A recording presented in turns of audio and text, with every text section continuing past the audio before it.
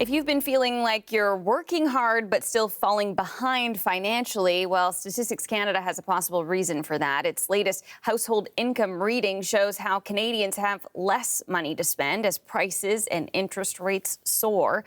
Jeannie Lee joins us with more on this. So, Jeannie, what are the hard numbers here behind these harder times? Oh, they really do show how much harder it is to make ends meet when the ends keep moving apart. And so here are the latest statistics. They're from 2022.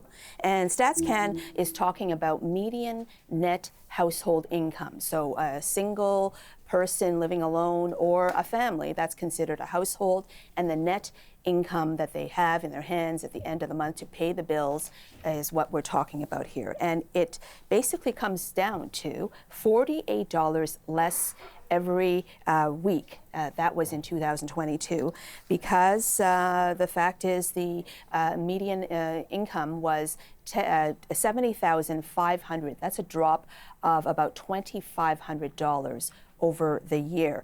And a lot of it is because employment income, we've talked about this for years and years, it pretty much is stagnant and just not going anywhere. Meanwhile, costs are going higher, and so that's what we mean by not being able to make ends meet. In that particular year, the other thing that was happening was the government pandemic programs, the various benefits helping people through, were expired, and that definitely had a big impact. About $4,100 knocked off the median household income. And 3.8 million Canadians found themselves living under the poverty line. That comes out to about 10% of all Canadians. And most likely to be poor, this is not a surprise because we have highlighted these issues so often, single people, single mothers, racialized Canadians, Indigenous people, the disabled, and recent immigrants. And another stark fact is more children, many more children, were living under the poverty line. 9.9%, again, 10% of those under 18 were considered poor. That was up about 50% from the year before, obviously, because their parents had also run into a problem with losing those pandemic benefits. That seems to be the largest issue here. So, Jeannie, a drop in income in 2022, but we saw prices going up by a lot that year. So, just how expensive of a year was 2022? It really was, as if any of us can forget exactly, right? But I'm going to remind you again of that painful time.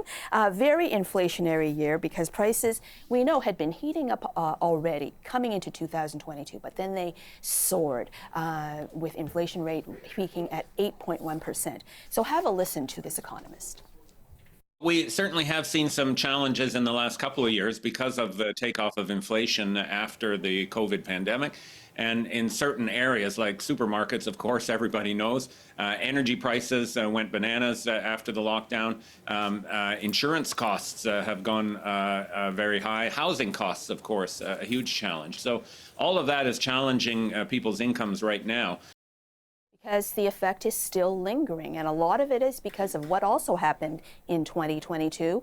Take a look at this other painful chart.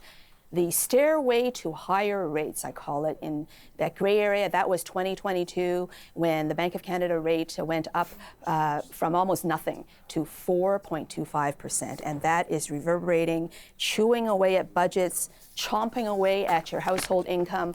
And yes, it does hurt. And we're seeing how much harder it is for those who didn't have that much to begin with. Yeah, you lose your breath going up those particular stairs, Jeannie. What about what's happening on markets today? There was some inflation data out of the U.S. How did that have an effect on things? Well, inflation is sticky in the U.S., so people are now thinking, see you in September when it comes to those rate cuts that people were thinking were going to come in spring. At any rate, a lot of people have recovered from that thinking that things will be delayed, and it's more a case of celebrating the results of Microsoft and Google, which both are benefiting greatly from AI and cloud computing. We saw the NASDAQ market there up 355 points. That's more than 2%. Meanwhile, the Canadian dollar more or less flat, while oil prices keep on going up. So more cost of living pain ahead. Okay, thanks, Jeannie. That's the CBC's Jeannie Lee.